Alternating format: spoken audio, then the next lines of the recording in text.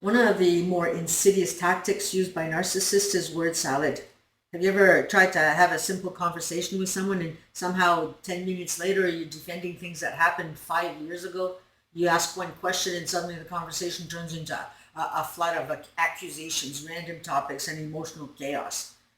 That communication tactic has a name and it is called word salad. And today we're going to be talking about what it is, why certain people use it, and most importantly, how to recognize it so you don't get pulled into that confusion anymore and that chaos. So let's take a look at what word salad really is in this context. Word salad is a communication tactic where someone uses excessive, disorganized, or circular language to overwhelm a conversation.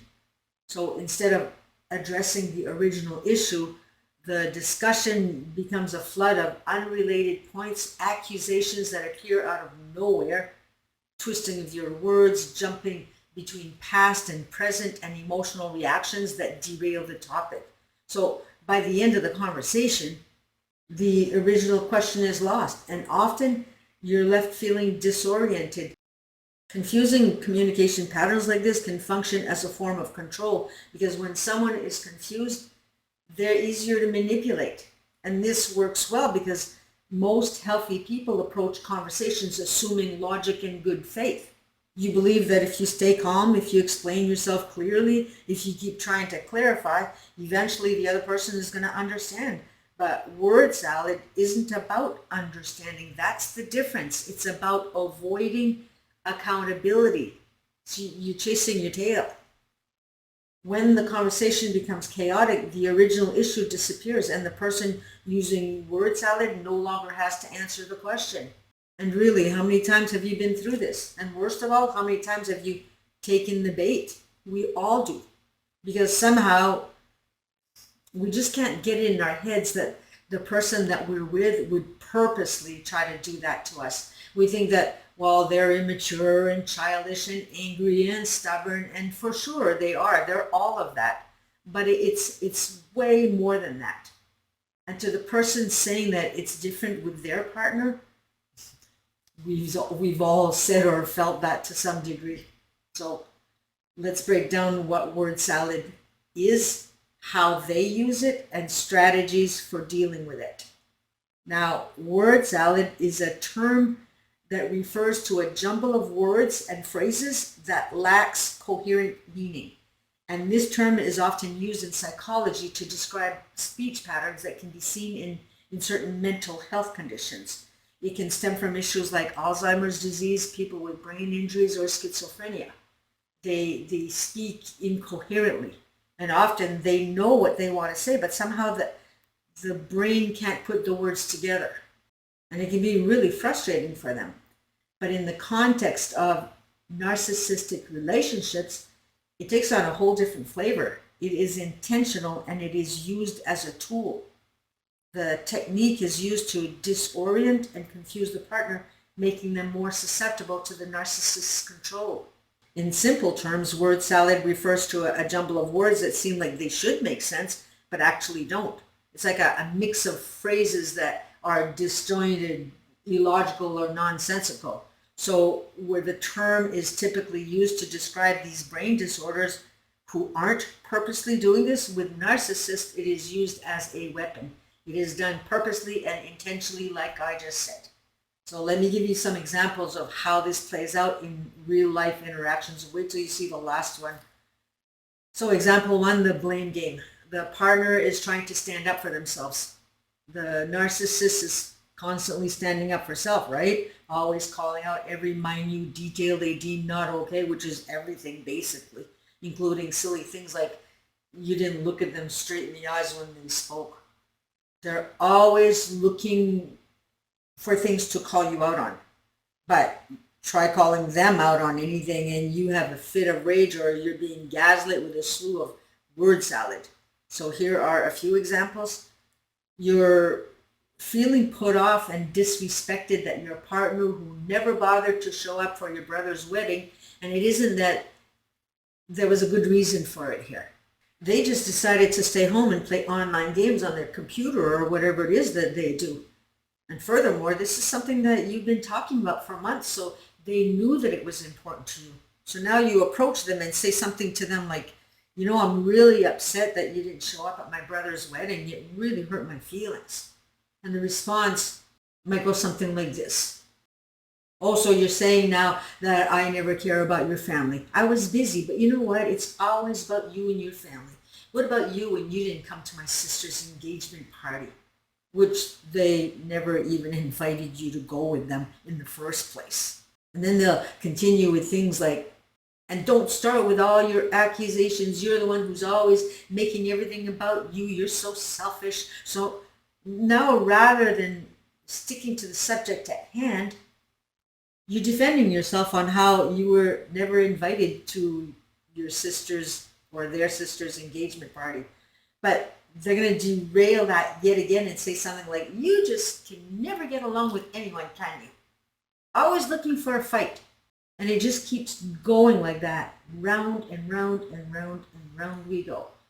Anything that you call them out on, they turn it around and find something to blame. And by the way, you might be wondering what the difference is between circular conversations and word salad. So before we go on with examples, let's take a look at these differences because they can look familiar.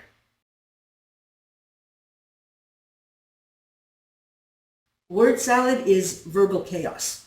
The conversation becomes so disorganized that your brain can't follow it anymore.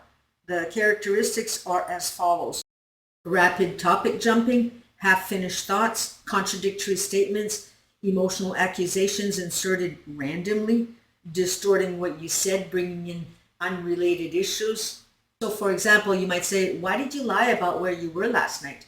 They'll respond, see, this is exactly what you do. You always assume the worst about me. You did the same thing 3 years ago when my sister was visiting and you embarrassed me in front of everyone. And honestly, if you weren't always checking up on me, I wouldn't feel like I have to defend myself all the time. Notice what happened here? Your simple question disappeared. You were emotionally manipulated with the word salad being applied as a deflection tactic because once things became chaotic, accountability disappeared.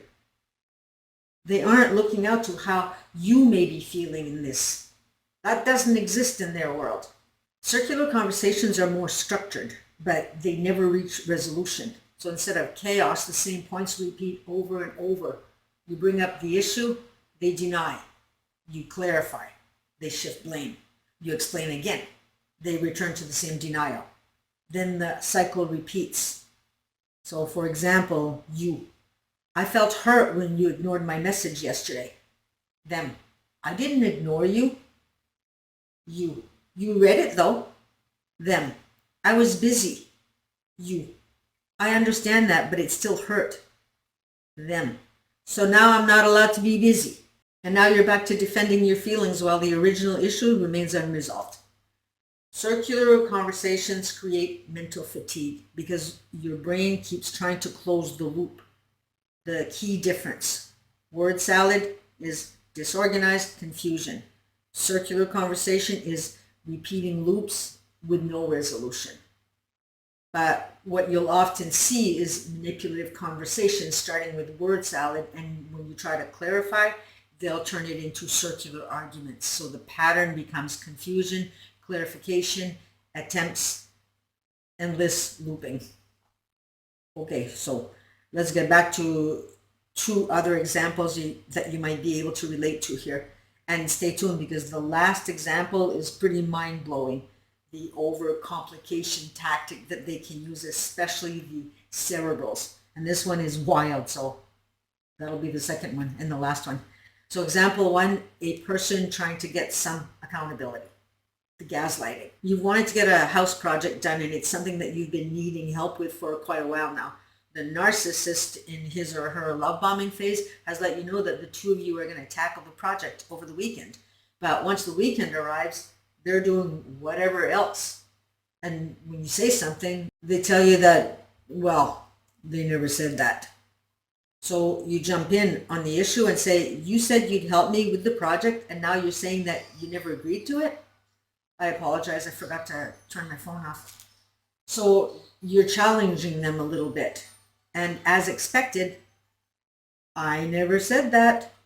You must be confusing me with someone else. Besides, I'm always doing everything for you and you never appreciate it. Remember last week when you complained about me not helping? Maybe you should start keeping track of what's real and what's just in your head here. See how they denigrate you? So if you try to push the issue, they'll further gaslight, suggesting things like you need help or something, right? You need a psychiatrist because you're unhinged.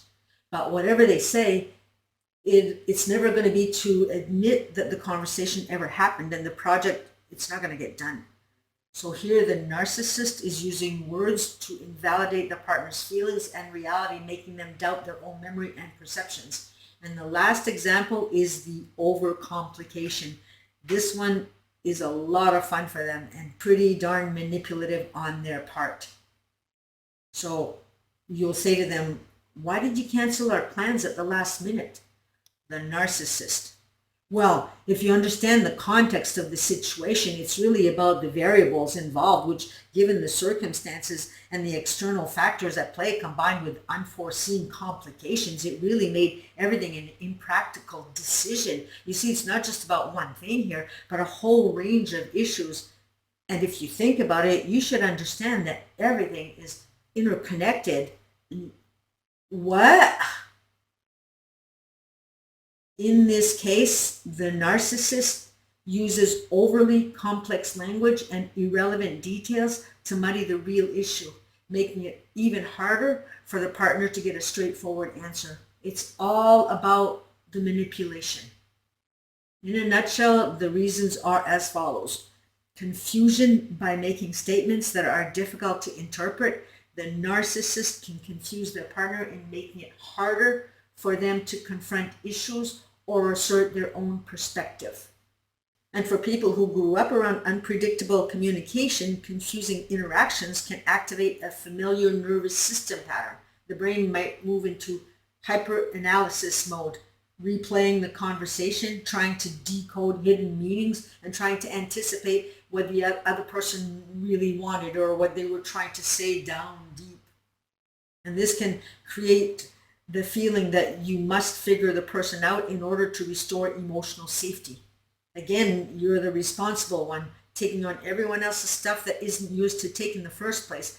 But that was often the programming growing up.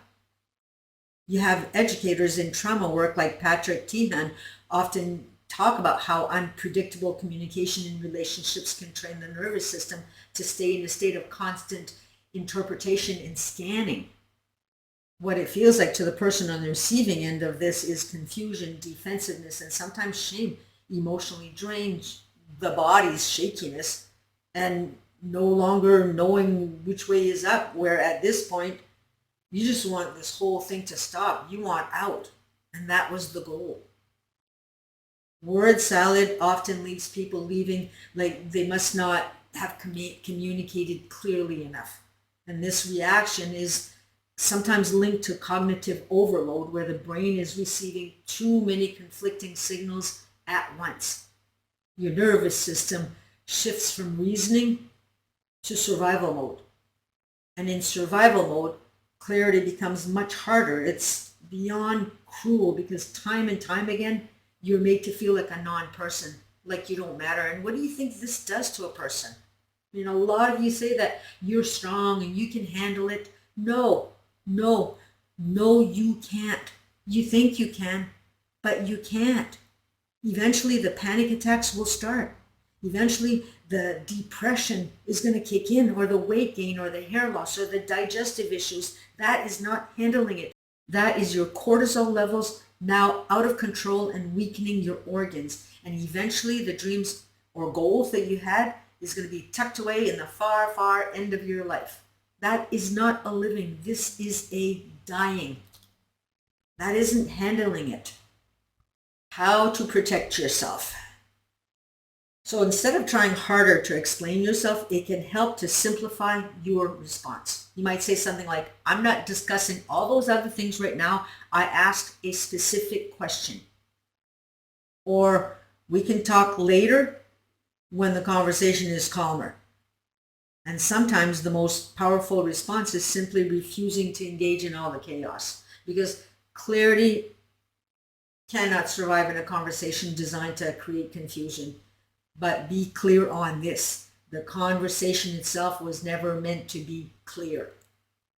And recognizing that can be the first step towards stepping out of the confusion entirely. So, thank you for watching, and we shall see you in the next video. Bye for now.